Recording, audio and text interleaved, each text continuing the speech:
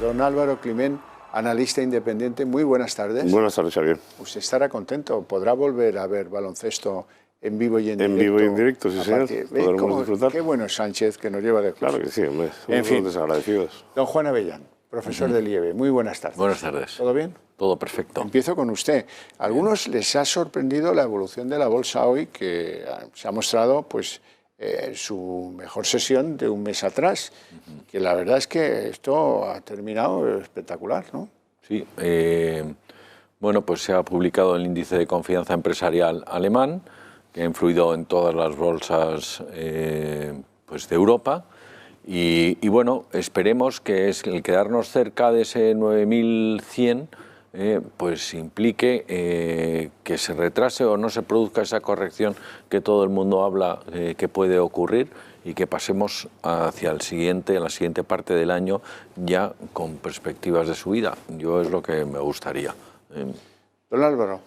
Pues la verdad es que una sesión muy buena, es decir, acompañando a los datos de IFO, que efectivamente han sido mucho mejor de lo esperados, pero también yo destacaría que no solamente en Europa, es decir, donde se ha trasladado claramente a unos niveles de máximos históricos otra vez de Nasdaq y S&P en Estados Unidos. Es decir, los datos americanos han salido más o menos en línea, incluso algunos de ellos han salido algo menores de lo esperado, con lo cual ese temor de la inflación probablemente, este dato negativo, pues la aplaca un poquito.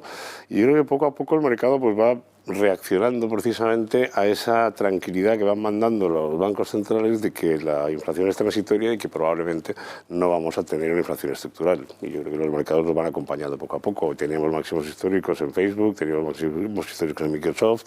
Hay muchas compañías que están llegando otra vez a máximos. Bueno, hay compañías en la bolsa española, por ejemplo, AENA, Ferrovial, Farmamar, Viscofan, que superan ya un 2% de aumento y que son como los pilares de esto que estamos viendo.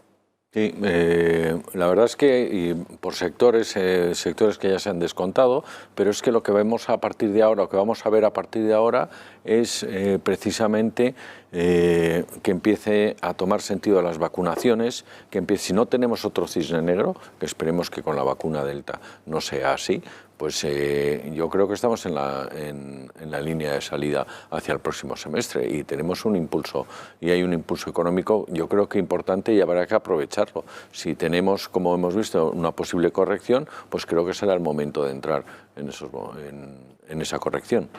Don Álvaro.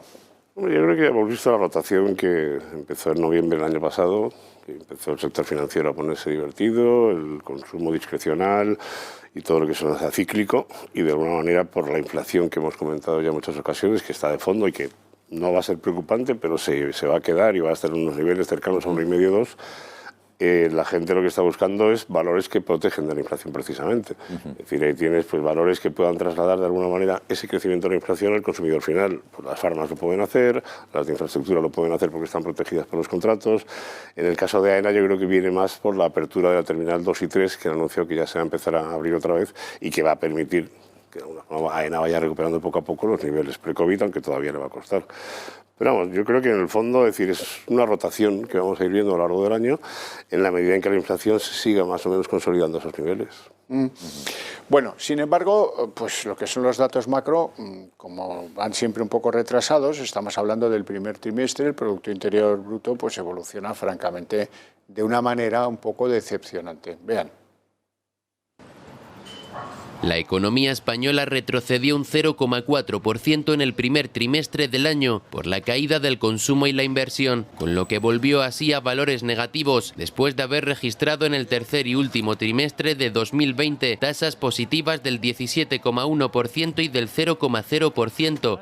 Este descenso trimestral del 0,4% se ha moderado una décima respecto al dato adelantado por el organismo estadístico a finales de abril, cuando avanzó un retroceso del PIB del 0,5% para el periodo de enero-marzo, afectado por la tercera ola del COVID. Durante el primer trimestre del año, el consumo de los hogares retrocedió un 0,6% frente al estancamiento que experimentó el trimestre anterior, y el gasto público se contrajo un 0,1%. La inversión, por su parte, cayó un 0,8%, en contraste con el avance del 1% del último trimestre de 2020.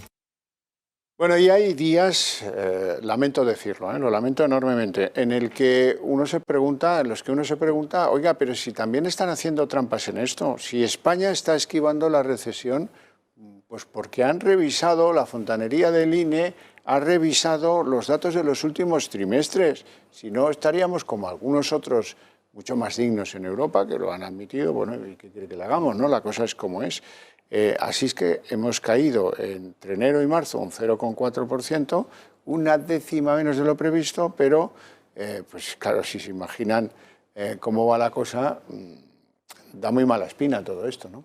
Profesora Villén. Exactamente. Hay que admitir que en el primer trimestre, aparte del rebrote que tuvimos de la pandemia, tuvimos a Filomena y bueno, pues eso retrasó y tuvo una incidencia enorme. O sea, eso lo sabemos todos y la economía se paró y además se volvió a parar otra vez todavía más con la nevada, con lo cual pues es lógico que cayera.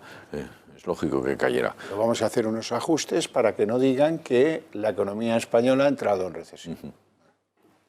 Bueno, en el dato preliminar yo creo que ya lo comentamos, es decir, de alguna manera lo que venía ajustando el PIB y lo venía aguantando era el gasto público. Es decir, en cuanto le meten la fontanería al gasto público, pues consiguen esa décima del 0,00138 que al final han publicado, ¿no? Pero en cualquier caso, para mí lo más preocupante es que en la tasa intertrimestral todos los componentes del PIB están en negativo, por primera vez. O sea, el gasto público hasta ahora venía creciendo y es la primera vez que decrece, creo, si no recuerdo mal, del cuarto trimestre de 2016. Y recordemos que en tasas interanuales, es decir, lo único que crece es el gasto público en un 3%. Todo lo demás decrece un 3%, el consumo privado, la inversión, las exportaciones un 11%, las importaciones un 6%. Es decir, no estamos recuperando como se dice que estamos recuperando. Hay datos muy llamativos porque efectivamente las comparativas con efectos base llaman mucho la atención, pero la recuperación está siendo mucho más lenta de lo que parece y yo creo que nos vamos a ir hacia el 2023 claramente y veremos en qué trimestre. Y luego además el peor dato de todos, el empleo cae un 2%. Es decir, que si lo cogemos en puestos de trabajo son 343.000 puestos de trabajo a tiempo completo en un año. Las horas trabajadas caen un 6,3. Es que el coste laboral sube un 2,6. Es decir, tenemos una componente ahí muy preocupante y que si empezamos a ver inflación de coste laboral con una recuperación mucho menor, nos vamos a meter en un proceso que se suele llamar estanflación. Que es al final la pregunta es cómo podemos crecer así. Es que no se puede crecer así. Bueno, hablemos de gasolina si a ustedes les parece bien. Resulta que en lo que llevamos del año 21 el precio de la gasolina ha aumentado un 14,6%. Bueno, ¿y esto qué? No, esto suma y sigue. Esto suma y sigue porque hoy el petróleo, la calidad Brent, superaba los $75 por barril por primera vez desde 2018. Ya. Eso era bien. Lo que ocurre es que si cogemos precios históricos de la gasolina y los ponemos en paralelo, perdón, del petróleo, y los ponemos en paralelo con los de la gasolina, a lo mejor tendríamos que hacer un máster para enterarnos cuál es la verdad, la realidad del precio de la gasolina, teniendo en cuenta que el 50% son impuestos, que tenemos el impuesto especial de hidrocarburos y a eso se le suma y se le aplica el 21% del IVA, entonces, bueno, pues es un 50% de recaudación cada vez que ponemos 60 y pico euros para llenar un depósito, pues es todo el 50% de impuestos. Entonces, pues ahí tenemos... ¿Qué tenemos que hacer? ¿Quejarnos por los indultos para que nos rebajen la factura fiscal del litro de pues diésel o de gasolina? A lo mejor nos lo bajan como el de la electricidad. Álvaro Climent. Hombre, a ver, es decir, está claro que el efecto de la subida del petróleo, que ha sido el 80% en un año, está detrás, además de toda la subida impositiva que conocemos y de la carga impositiva que tiene la factura. Dicho eso, es decir, a mí lo que más me preocupa es que las previsiones que tienen los bancos de inversión encima de la mesa es que esto va a más. Es decir, hoy Bank of America sacaba y subía su previsión media de precio para el año 2021 hasta $68 por barril desde los 61, creo que eran. Y Goldman ya viene diciendo que para el cuarto trimestre de este año podríamos llegar a los $80 y que incluso en algún momento, hasta ese momento, podríamos llegar a los $100.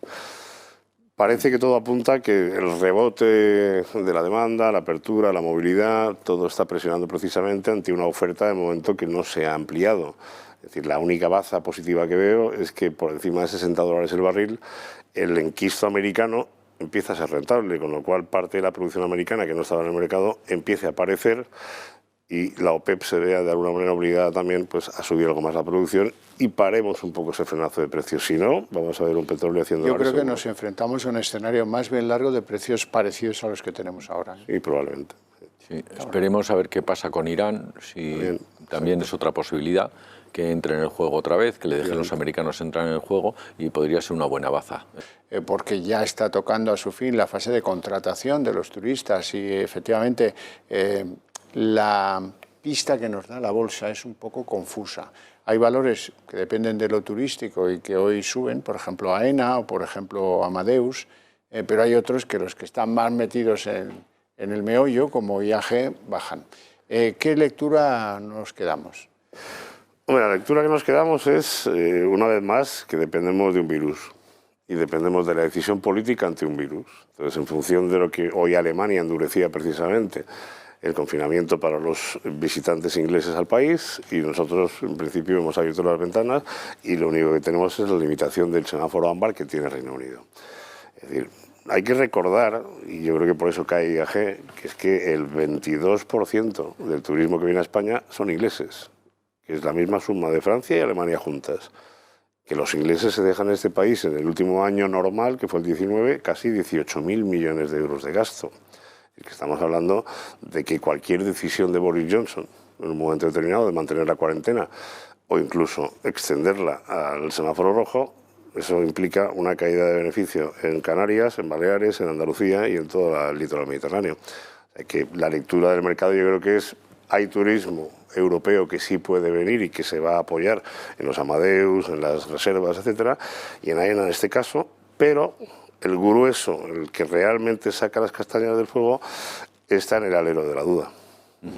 Está en el alero de la duda, pero ya se han incrementado las reservas en Escocia y el turismo interno inglés exponencialmente. Empezamos a estar en el límite del plazo para las reservas y sí, estoy de acuerdo contigo, dependemos de un virus, pero también dependemos de una clase política a nivel europeo, a nivel nacional y a nivel autonómico, en el que las vacunas, la consecuencia de ahora, porque ahora todo es bondad sobre cómo se está vacunando, pero hay que recordar que cuando se tenía que haber empezado las vacunas, pues tuvimos los problemas con Pfizer, es decir, Europa no es que sea un ente que esté ahí volando en el aire, sino que son políticos alemanes, españoles, de distintos partidos españoles, distintos partidos italianos, etcétera, etcétera, y las decisiones que tomaron fueron nefastas, es decir, cuando aquí hablamos de Europa parece que es el oráculo de Delfos, pero recordemos en el 2008 cuando subieron tipos de interés, es decir, yo creo que ahora mismo Magaluf está vacío y Escocia empieza a llenarse. Bueno, pero es responsabilidad del gobierno de este país haber sabido crear corredores seguros. Efectivamente. A Baleares y a Canarias, cuando menos, o a la Costa del Sol, Baleares y Canarias, se podía haber hecho perfectamente. Ni siquiera se ha hecho el intento. Señores, muchísimas gracias por su participación en el programa, a ustedes por su interés desde sus hogares. Les espero mañana, la cita es a las 6:30, así es que espero ansioso.